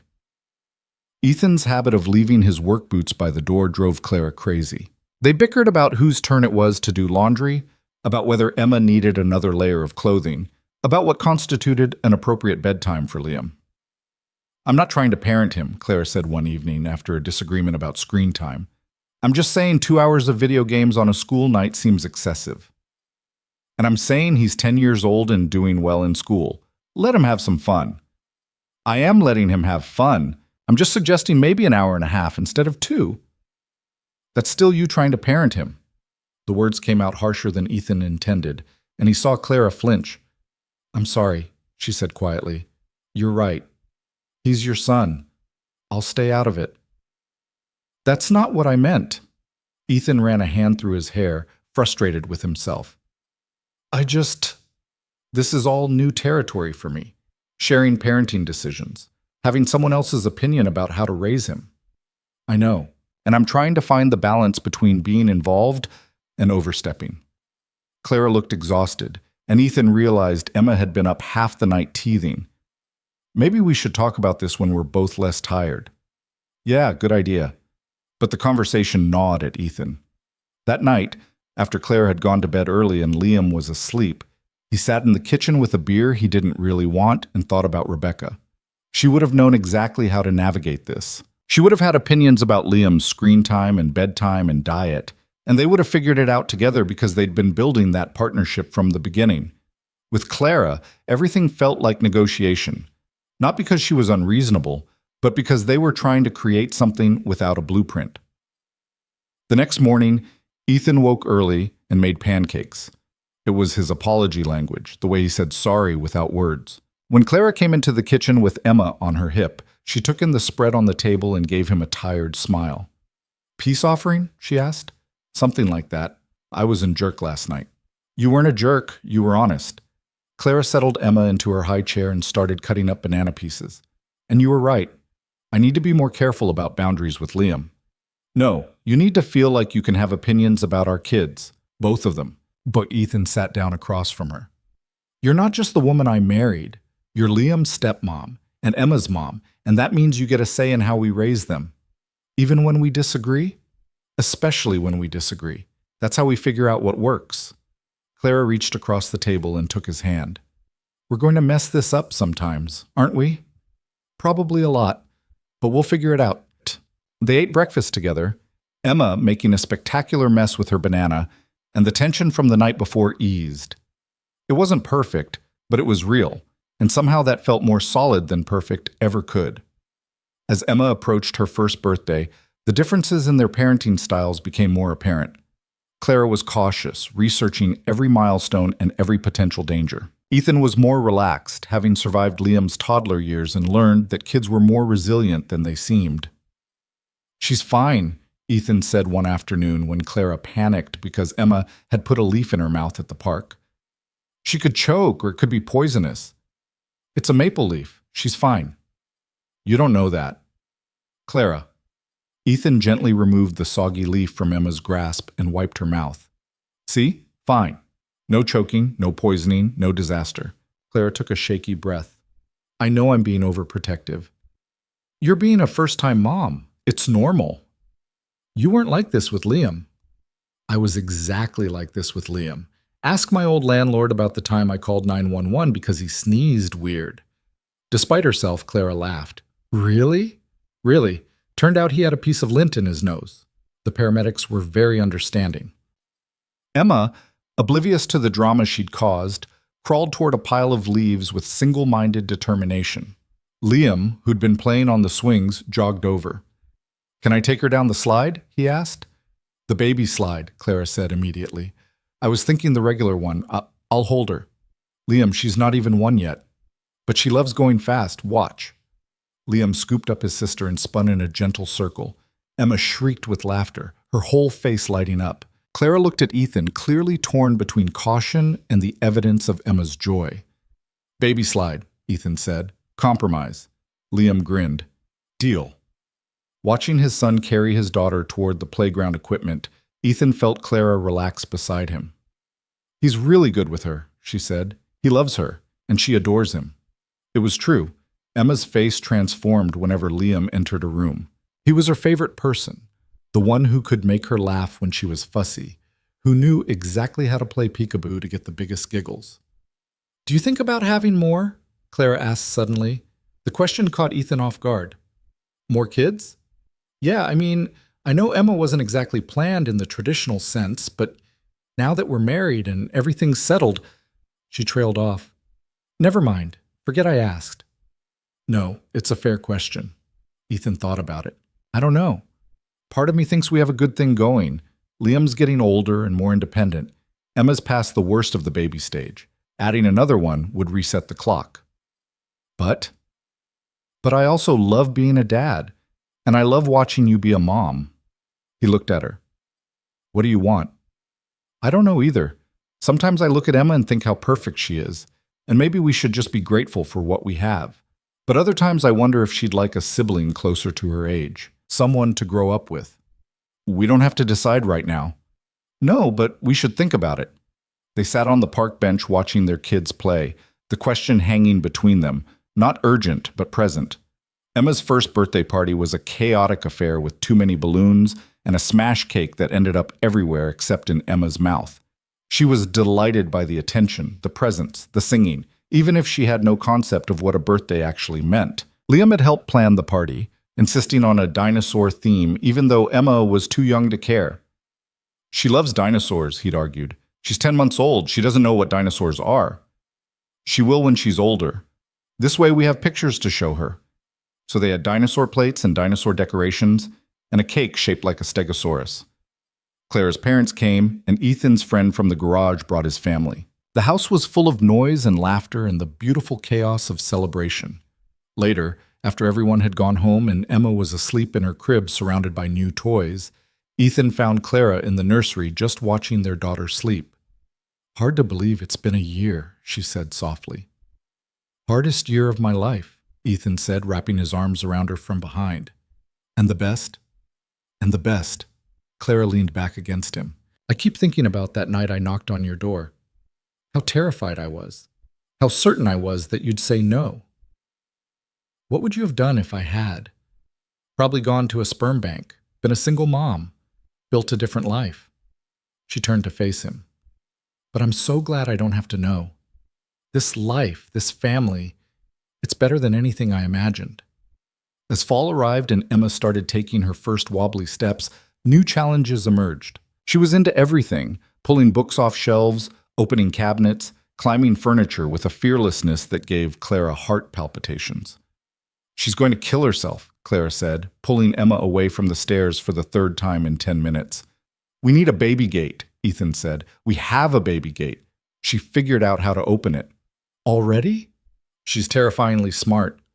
Liam, now 11 and in 5th grade, took his role as big brother seriously. He baby-proofed his room, keeping small toys and anything dangerous out of Emma's reach. He learned to watch her when Clara needed to cook dinner or take a shower, entertaining her with songs and games that held her attention.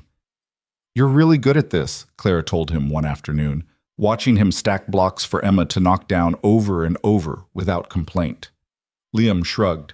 She's my sister. It's my job. Not all big brothers are this patient. Yeah, well, not all big brothers have a dad who taught them how to be patient. Liam glanced at her. And not all of them get a stepmom who's this nice. Clara felt tears prick her eyes. Thank you, Liam. For what? For letting me be part of your family, for not resenting Emma or me for changing everything. Why would I resent you? You make Dad happy. And Emma's pretty cool, even if she does drool a lot. The simplicity of children's wisdom never ceased to amaze Clara. But not everything was simple. As Emma's personality emerged, so did the questions about her future, about how to explain her family's structure when she got older, about what to tell her about how she came to be. We have to be honest with her, Clara said one night after Emma was in bed. Age appropriate, but honest. Agreed. But when? When do we start that conversation? I don't know. Maybe when she starts asking questions? They were feeling their way through uncharted territory, trying to build a framework for conversations they'd never had before. The question came sooner than expected. Emma was 2.5, verbal and curious about everything, when she pointed at a family photo on the mantel. Mama, Dada, Liam, Emma, she said, naming everyone. That's right, sweetie, Clara said. Why Emma's face different? Clara and Ethan exchanged glances. Emma had darker hair than Liam, different features, a different build. It was subtle, but apparently noticeable even to a toddler. Because everybody looks different, Clara said carefully. You look like Mama and Dada, and Liam looks like Dada and his first mama. First mama? And there it was. The door opening to explanations they'd known were coming but hadn't fully prepared for. Ethan knelt down to Emma's level. Liam's first mama was named Rebecca. She was my wife before I married your mama. She died when Liam was very little, before you were born. Emma processed this with the matter-of-fact acceptance of a toddler. Where'd she go? She's gone, sweetheart, but Liam remembers her, and we have pictures. Oh, okay. Emma lost interest and toddled off to play with her blocks. The existential conversation apparently settled in her young mind. But for Liam, who'd been listening from the doorway, it wasn't settled at all. Can we talk? He asked that evening. They sat in the living room, just the three of them, while Emma slept, and Liam looked more serious than Ethan had seen him in years. I don't really remember Mom anymore, Liam said quietly. Sometimes I think I do, but then I realize I'm just remembering photos or stories you've told me. Ethan's chest tightened. That's okay, buddy. You were so young when she died. But it's not okay. She's my mom, and I should remember her. Liam's voice cracked. What kind of son forgets his own mother? The kind who was 3 years old when she died, Clara said gently. Liam, you're not a bad son. You're a kid who experienced a terrible loss at an age when memory doesn't stick well. But what if I forget her completely? What if someday I can't even picture her face without looking at photos? Ethan moved to sit beside his son, pulling him close. Then we'll make sure you have the photos, and the stories, and everything I can give you to keep her memory alive. Do you still miss her? Liam asked. Every day, but differently than I used to. Time doesn't erase the loss, but it makes room for new love. Ethan looked at Clara. Loving your stepmom doesn't mean I stopped loving your mom. And you loving Clara doesn't mean you're betraying Rebecca's memory. I do love Clara, Liam said, and Clara's eyes filled with tears. She's been like a mom to me for 2 years now, but sometimes I feel guilty about it. You shouldn't, Clara said. Your first mom would want you to be happy, to have people who love you. I'm not trying to replace her, Liam. I'm just trying to be here for you now. Liam nodded, wiping at his eyes. Can I ask you something? Of course. When Emma gets older and asks about her family, are you going to tell her the whole truth? About how you asked Dad to help you have a baby?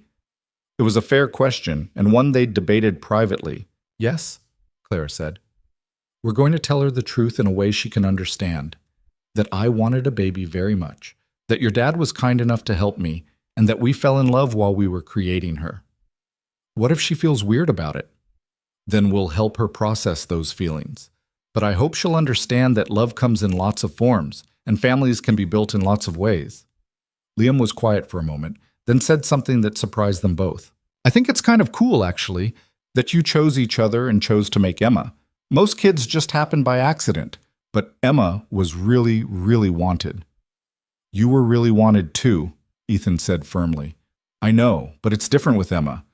You both wanted her before she even existed. You made her on purpose, together. Liam smiled slightly. That's pretty special.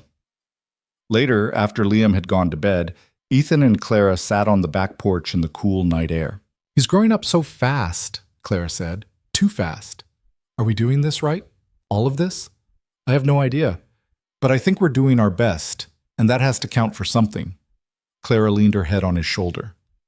Do you ever regret it, saying yes when I knocked on your door? Never. Do you regret asking? Not for a second. They sat in comfortable silence, listening to the crickets and the distant sound of a car passing. Inside, their children slept peacefully, unaware of the complicated love and history that had brought them all together.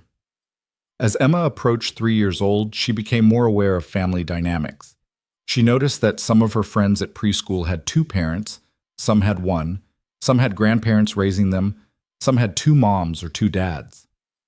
Teacher says family's all different, she announced one day at dinner. That's right, Clara said.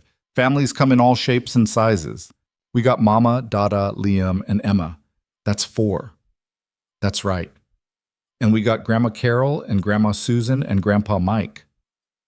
Emma counted on her fingers, getting confused halfway through. That's lots. Watching her daughter try to categorize her family made Clara's heart swell. Emma didn't know yet about the unconventional beginning of her existence. She just knew she was loved, she was safe, and she belonged. The conversation about Emma's origins happened gradually, in pieces over years. At 4, she understood that she grew in Mama's belly. At 5, she understood that Dada helped make her. At 6, she asked more pointed questions about how babies were made, and they gave her age-appropriate answers. But it wasn't until Emma was 7 that she really understood. They were at the park, watching Emma play on the monkey bars, when another mother made a comment about how Emma looked just like Clara. "Actually, she looks like both of us," Ethan said mildly. The woman laughed. "Well, of course, I just meant she has her mother's eyes." After the woman walked away, Emma approached with a thoughtful expression. "I don't have your eyes, Mama. They're different colors." "You have your own beautiful eyes," Clara said, "but where did I get them from?" This was it, the moment they'd been preparing for.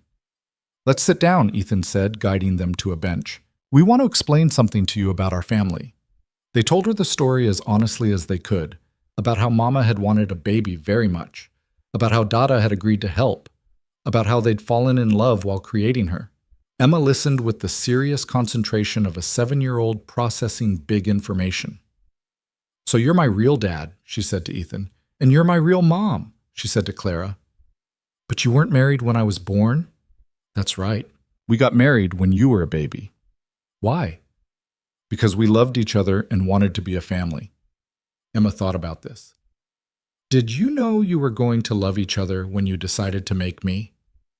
"No," Clara admitted. "We were just friends helping each other. The love came later." "Huh." Emma swung her legs, thinking, "So I'm the reason you fell in love?" "In a way, yes," Ethan said. "Creating you brought us together. But we fell in love with each other for who we are, not just because of you." "That's good, because if it was just because of me, that would be a lot of pressure." Emma hopped off the bench. "Can I go back to playing now?" They let her go, watching her run back to the playground with the resilience of childhood. "That went better than I expected," Clara said. "She's an amazing kid." "She is. We did good." As the years passed, their family continued to evolve. Liam entered high school, tall and confident, a protective big brother who drove Emma to dance class and helped her with homework. Emma grew into a bright, stubborn, joyful child who kept them all on their toes. And Ethan and Clara grew together, their love deepening with time and shared experience. They fought about money and parenting and whose turn it was to clean the bathroom. They laughed over inside jokes and private moments. They built a life that was messy and real and utterly theirs. One evening, when Emma was 8 and Liam was 16, Clara found Ethan in the garage working on a vintage motorcycle he'd been restoring for years. "I'm pregnant," she said without preamble. Ethan dropped his wrench. "What?" "I'm pregnant. 8 weeks. I wasn't sure if I should tell you yet, but I couldn't keep it to myself any longer. We weren't trying." "I know, but apparently we weren't preventing very well either." Clara bit her lip. "Are you happy? Upset? I can't read your face." Ethan stood up, wiping his hands on a rag, his mind racing. Another baby, another person to love, to raise, to worry about. Another chance to get it right and wrong in equal measure. "I'm terrified," he said honestly, "and happy, and wondering how we're going to manage with Liam about to leave for college, and Emma just getting to an age where she's self-sufficient." "So, normal parental feelings." "Yeah, normal." Ethan pulled her close. "We're really doing this again?" "Looks like it." They stood in the garage surrounded by tools and half-finished projects, contemplating a future they hadn't planned but would embrace anyway. Because that's what they did. They took the unexpected and made it beautiful. They told the kids at dinner that weekend, Liam home from a friend's house, and Emma chattering about her dance recital. Ethan and Clara exchanged glances across the table, and he gave her a small nod.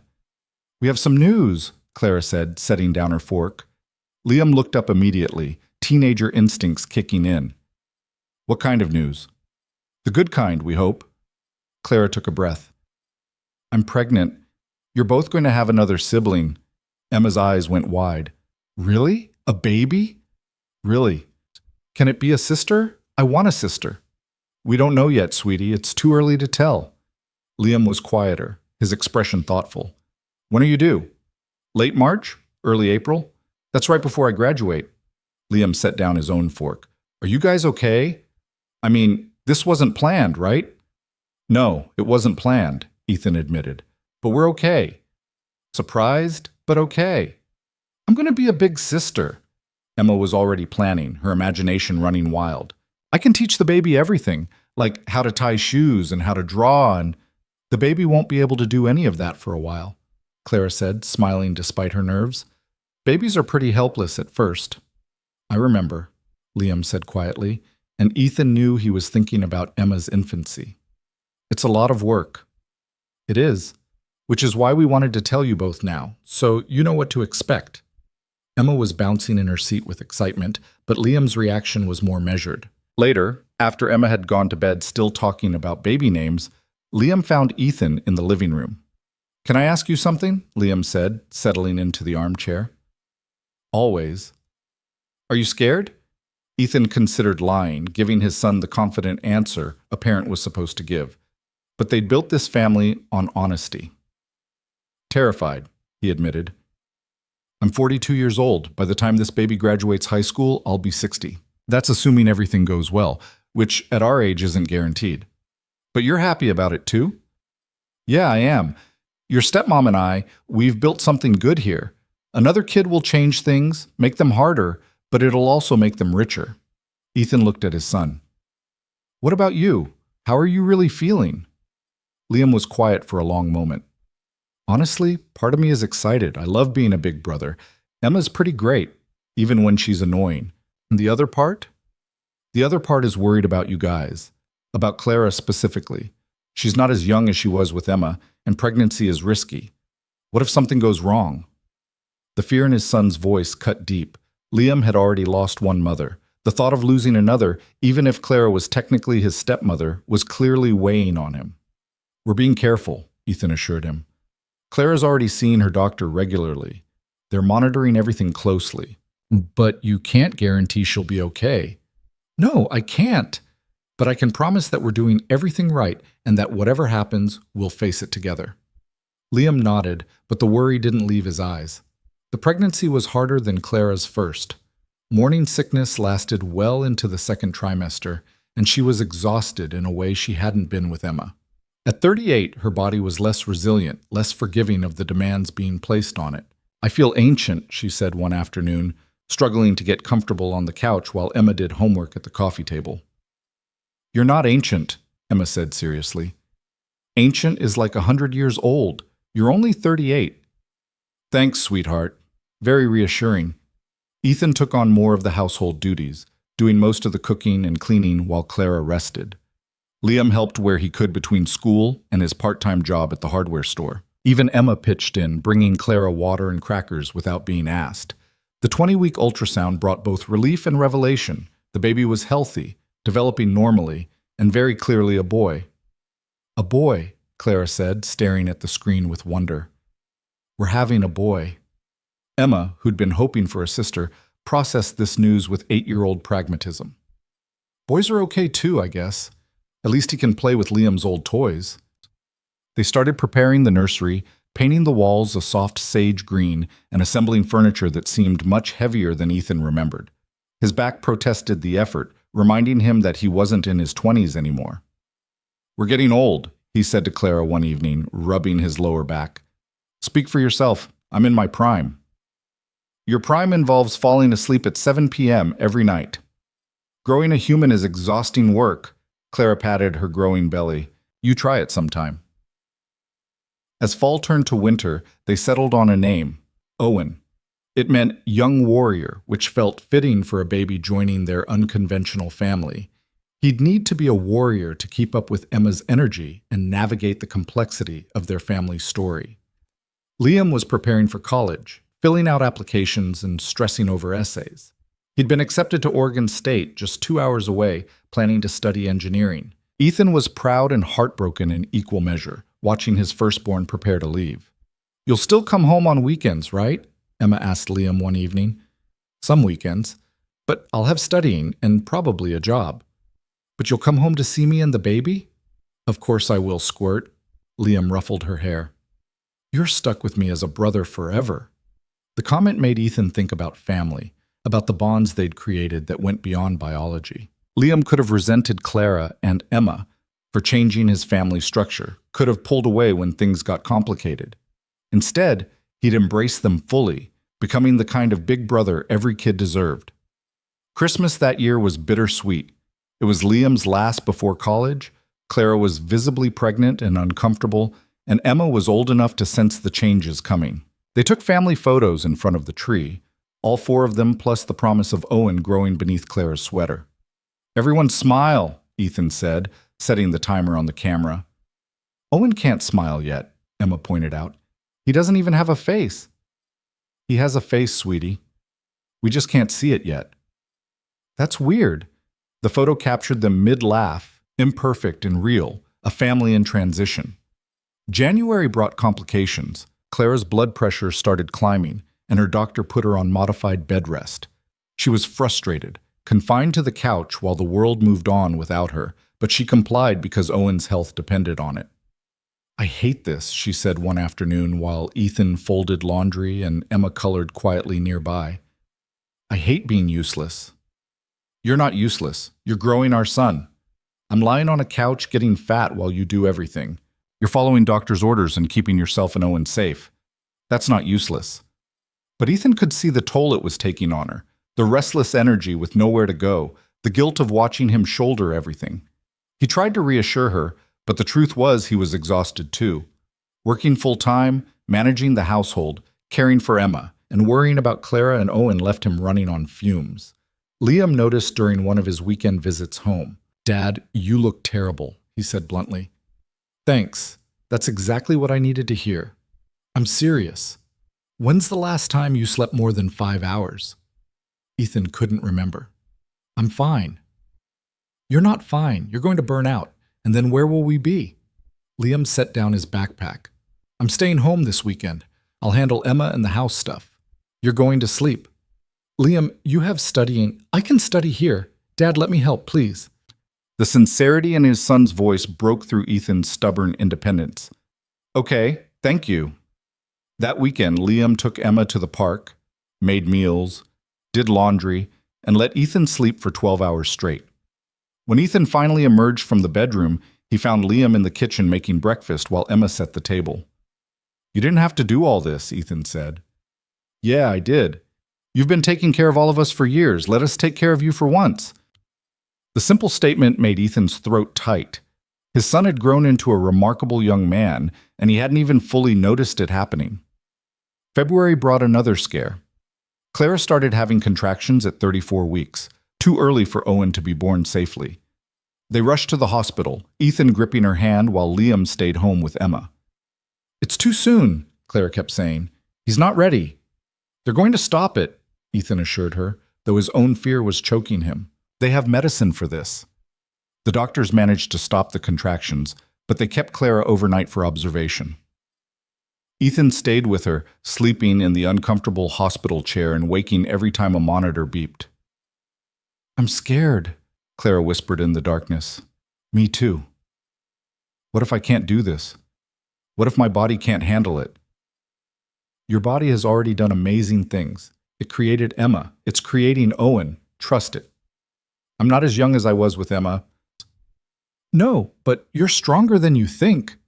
Clara was released the next day with strict orders to continue bed rest until Owen decided to make his appearance. The weeks that followed were tense, everyone walking on eggshells, waiting for labor to start. It finally happened 3 weeks later, 3 weeks before Clara's due date, but far enough along that the doctors felt confident Owen would be okay. Clara's water broke at 2 in the morning, and this time the contractions came fast and hard. "This is different from Emma," Clara gasped as they rushed to the hospital. "Everything's moving faster." "Second babies often do," Ethan said, driving carefully despite his urgency. "How do you know that?" "I read all the books too." At the hospital, things progressed rapidly. Clara was already at 7 centimeters when they checked her, and the doctor said it would be soon. "I need Liam and Emma here," Clara said between contractions. "I want them to meet their brother right away." Ethan called home, and Liam promised to bring Emma as soon as visiting hours started. In the meantime, Ethan stayed by Clara's side, coaching her breathing and feeling utterly inadequate to the task at hand. Owen Thomas Cole was born at 6:47 a.m., weighing 6 pounds and 8 ounces, with a head full of dark hair and lungs that announced his arrival to the entire maternity ward. He's perfect, Clara sobbed as they placed him on her chest. Ethan, he's perfect. And he was. 10 fingers, 10 toes, a scrunched up face that looked perpetually surprised, and a grip that latched onto Ethan's finger with surprising strength. Hi, Owen, Ethan said, his voice breaking. Welcome to the family, buddy. When Liam and Emma arrived an hour later, Emma burst into the room with barely contained excitement. Can I see him? Can I hold him? What does he look like? Shh, Liam said, but he was smiling. People are sleeping, Emma. Not anymore, a nurse said good-naturedly. Not with Owen's pipes. Clara held Owen up so Emma could see, and her daughter's whole face transformed with wonder. He's so tiny, Emma breathed. Look at his little fingers. Want to hold him? Clara asked. Emma nodded eagerly, and Ethan helped her settle into the chair with pillows supporting her arms. They carefully placed Owen in her lap, and Emma stared down at her baby brother with fierce concentration. Hi, Owen. I'm your big sister, Emma.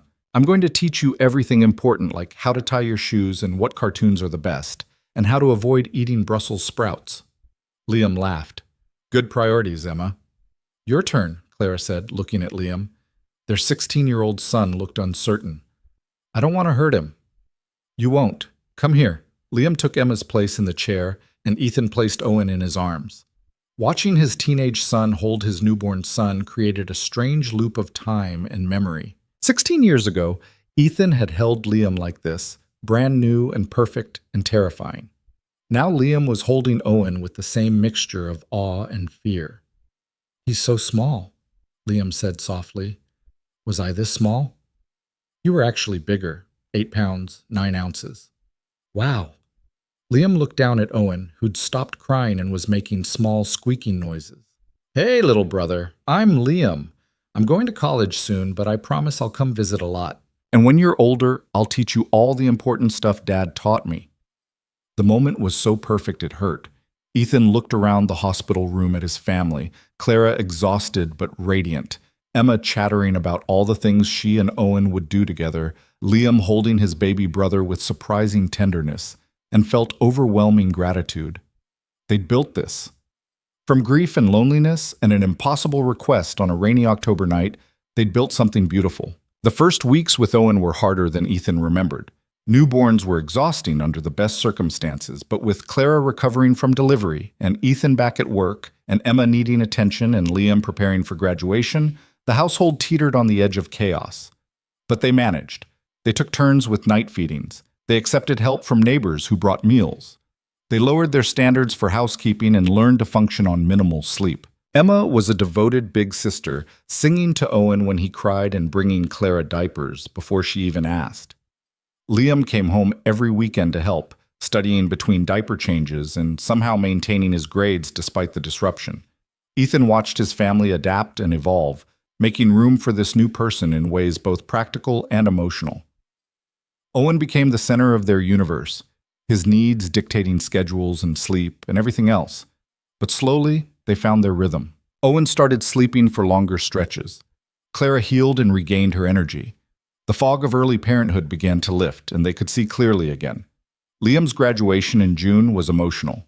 Ethan sat in the bleachers with Clara beside him, Owen asleep in a carrier strapped to her chest, and Emma between them wearing her fancy dress and complaining that the ceremony was boring. That's my brother, Emma announced proudly when Liam's name was called. Ethan watched his firstborn walk across the stage, accept his diploma, and move his tassel from right to left. This was the child he'd raised alone through grief and uncertainty, the boy who'd grown into a remarkable young man despite all the challenges life had thrown at them. At the graduation party in their backyard later, friends and family gathered to celebrate. Liam was heading to college in the fall, ready to start his own life, and Ethan was trying not to think about how empty the house would feel without him. You did good, Dad, Liam said, finding Ethan alone by the grill. We did good. You did most of the work. That's not true. You were there every day, even when it was hard. Even when you were grieving Mom and trying to figure out how to be both parents. Liam paused. And then you let Clara and Emma in and made our family bigger, and now there's Owen. You built something amazing. We built it together. All of us. Liam smiled. Yeah. We did. As summer progressed, they prepared for Liam's departure, bought dorm supplies, packed his belongings, and tried to ignore the impending emptiness. Emma was clingy, following Liam everywhere, and he was patient with her in a way that made Ethan's heart ache. "I'm going to miss you so much," Emma said the night before Liam left. "I'm going to miss you too, Squirt, but I'll be back for Thanksgiving. That's only a few months. That's forever. It'll go faster than you think." The day Liam left for college, they loaded his car with boxes and bags and everything he'd need for his new life. Owen was fussy, sensing the tension, and Emma was trying not to cry. "Take care of them," Liam said to Ethan, pulling him into a hug. "I will. You take care of yourself." "And call me if you need anything," Liam said to Clara. "I'm only 2 hours away." "We'll be fine. You focus on your studies and having fun.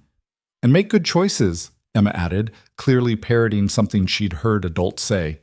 Liam laughed and hugged his little sister. "I'll try. You take care of Owen, okay? And don't let Mom and Dad go crazy without me." "I won't."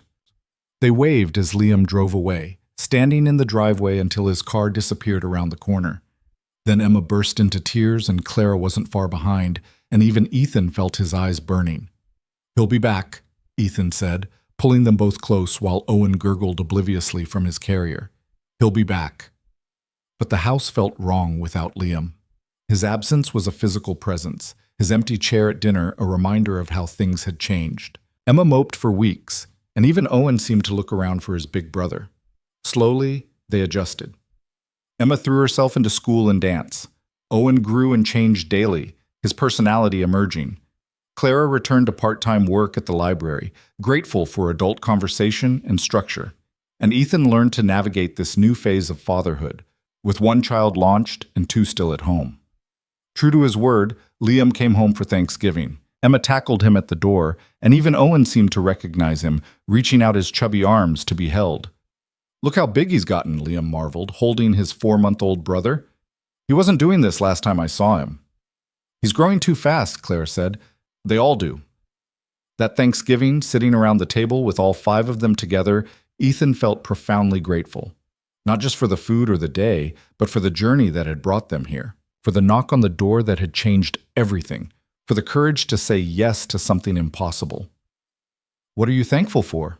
Emma asked, going around the table. "I'm thankful for this family," Clara said. "Every complicated, beautiful piece of it." "I'm thankful for college," Liam said, "and for being able to come home to you guys." "I'm thankful for Owen," Emma said, "even though he's loud sometimes." "I'm thankful for second chances," Ethan said quietly, "for the opportunity to build something new from something broken." They went around the table sharing gratitude, even making up what Owen would say if he could talk. And it was perfect in its imperfection. The years that followed brought their own challenges and joys. Emma grew into a teenager with strong opinions and bigger dreams.